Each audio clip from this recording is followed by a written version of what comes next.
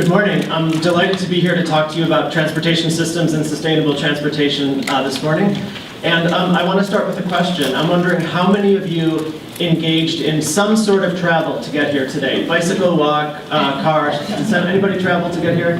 Okay, it's a trick question. That should be everybody, unless you live in this building.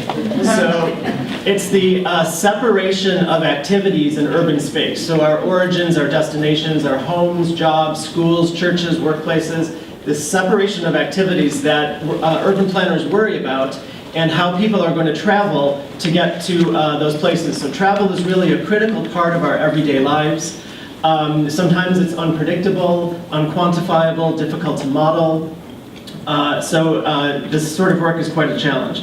I want to begin with a couple of opening challenges for our thoughts, our discussion about transportation today. And one is this sort of conceptual picture of a metropolitan area or city. And this is what we call the polycentric city, because there's many activity centers.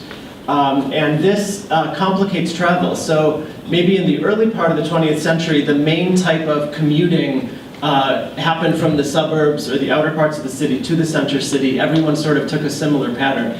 Now we have much more complex metro areas, like you see in the figure here, and we have much suburb to suburb commuting, which complicates travel a great deal. And we're going to talk a little bit about public transit today, and I want to show you this advertisement. I think it's an appalling advertisement, and this actually ran in Canadian magazines a few years ago. It's a General Motors advertisement, and I think it demonstrates transit racism and attempts to make us think differently about people who might be transit riders. And the ad, of course, suggests that they should be buying a car. After General Motors pulled the ad and apologized, it was then revealed that they had been guilty of the same thing a few years earlier, running another ad campaign called The Bus Sucks. So we are in an era of declining demand for public transportation. And I have an image here of an older adult riding public transit to remind us that older adults today, people 65 and older, may have ridden transit every day at a younger point in their life. So riding transit to them may not be too difficult or too much of a stretch. However, in the coming generations, we're going to have groups of people where almost everyone was born and raised in the suburbs and rode transit very little, so it may be even harder to get certain people to ride transit. Here is a interesting image showing all transit ridership in the US. So this is all systems for all cities aggregated together, going way back to 1870. And you see two peaks in transit ridership. One was in the 1920s, late 1920s. The 1920s was really the heyday of public transit in the US. You can think of that as the streetcar era. Then there was a dip, of course, with the Great Depression, and then another peak during World War II, and then a very fast decline in the 1950s in the time when Americans were buying automobiles quickly, and we were suburbanizing our metropolitan eras. And now ridership is much lower and relatively flat. Maybe the line bounces around a little bit, but you have to remember that the population in the US is increasing, so that is not really a very large increase in ridership. And I also want to mention that today I think Americans are increasingly worried about congestion and pollution and sprawl and obesity and public health. And so they are looking more and more for connections between transportation, land use, the built environment, and sustainable transportation to address these problems. We can start with a little background data here. So if you look at the bars across the top, the bottom blue line tells us that about 91% in our metro area drive to work. Then you'll see the other modes below: public transit, bicycle, walk, other, and work at home, really capturing very small shares of riders. This would be pretty typical of a metropolitan area in the US these days. This is coming from census data, so you could look this sort of data up yourself. And it's important to know that the question here is, how do you travel to work? That is one of the most consistent trips that people make, so we can collect some data about that. Most of the other travel we do during the day is really unpredictable. Exactly where you're going, what time you're going to leave, what route you take, if there's a traffic accident or some other reason that you deviate from travel and go a different way. It's really hard for us to get that information. But to get this general question about how you travel to work is a little bit easier. We can also look at vehicle availability here. That's how the Census Bureau asks the questions. So in the top row, 0 vehicle households, 31% of households in the city of Buffalo do not have a vehicle. This is very much tied with low-income people and families in poverty. So we know that for families in poverty, what they're usually trying to do is just save enough money so they can buy an automobile. Then their travel behavior begins to look like everyone else. The share of families and households without cars in Buffalo is very high, probably one of the highest in the US, higher than New Orleans at the time of Hurricane Katrina. And that's when we really saw pretty starkly what happens when people need to move quickly and they don't have a car. And then we see other data here for households with 1, 2, and 3 or more vehicles. So I want to start with sort of 2 broad terms here that we can think about. The first is access, and we can think of this as people's ability to reach destinations that we think are important. Ability to reach education, healthcare, recreation, socialization. Access means we have the what we need to get somewhere and to open up our opportunities. And then I'm going to contrast this with the term mobility, and we consider this to be movement through the transportation system. So this is our ability to move from place to place in an urban area. And so these 2 concepts are a little bit different. And I would say that throughout the 20th century, we have done much planning for mobility in the US, often at the expense of access. So for example, the US interstate highway system, there's really nothing else like it on the planet. No other country has major highway systems coming right into the center of cities like we have in the US. However, that has precluded some access. So that terrific mobility for people in cars has hurt access for other people.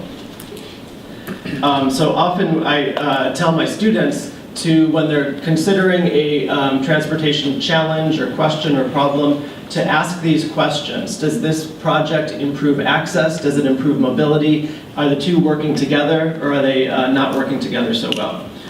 Okay, so let's think a little bit about the multimodal transport system. I think there are new attitudes today about the desire for balanced multimodal transportation systems, allowing people chances for driving, riding public transit, walking, and bicycling. All of these travel modes have a place in the system, and we would like visitors and residents to have their choice about how they would like to travel based on certain characteristics of where they're going. And we have to remember that people's ability to travel around a city or metro area when they do not have a car looks completely different from people who do have a car. A typical trip on public transit takes about 4 times longer than that trip would take in the car. We try to avoid an imbalanced transportation system, so that would favor one travel mode over others. And I'm sure you can think of a place where it's much more convenient to arrive by car than it is by any of those other types of modes. So how can we plan for multimodal travel? Well, there's a new popular idea called complete streets, and this says that all of those travel modes must be considered when we are rebuilding a street or highway or establishing a new highway. So I'm showing here the Complete Streets Ordinance for Buffalo, which was written in 2008. Buffalo was the first city in New York State to have such a law and one of the first in the country. So it asks that these travel modes be considered. I also wanted to mention that electric vehicles are becoming more popular these days, and President Obama put in some efforts to get Americans to buy more electric vehicles. He was hoping for 1 million plug-in hybrid vehicles by 2015, and there were many incentives in the energy sector, in the car manufacturing sector, and to a smaller extent for utility companies. If we are thinking about the non-motorized travel, here's a really nice image of Delaware Avenue in downtown Buffalo from the Buffalo News, where we are getting moving toward this idea of a complete street with lots of travel opportunities. In this region, if you've traveled to places like Florida and the southern states, you're going to find a lot of streets that don't have sidewalks on them. So that's not a problem here. Bicycle lanes were a problem until the last couple of years, and you may have noticed more and more bicycle lanes on city streets thanks to the City of Buffalo Department of Public Works. Also winning a bronze level bicycle friendly community last year and pledging to add about 10 to 12 lanes of bicycle, miles of bicycle lane every year.